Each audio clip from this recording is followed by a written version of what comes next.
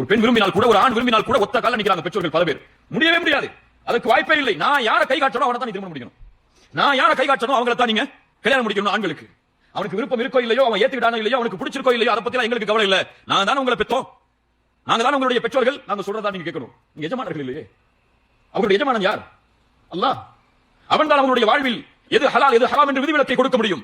நீங்கள் அவர்களுக்கு வழிகாட்டலாம், அவர்களுக்கு ஒன்றை முன்வைக்கலாம், ஆனால் வற்புறுத்தலாமா?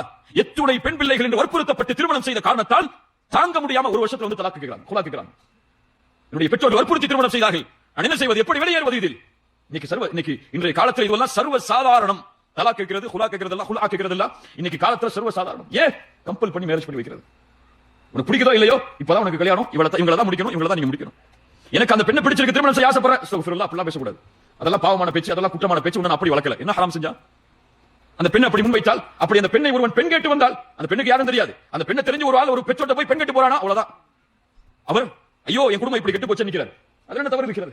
ஹலால் தானே. ரசூலுல்லாஹி ஸல்லல்லாஹு அலைஹி வஸல்லம் அவரிடத்தில் பெண் கேட்டு வரவில்லையா?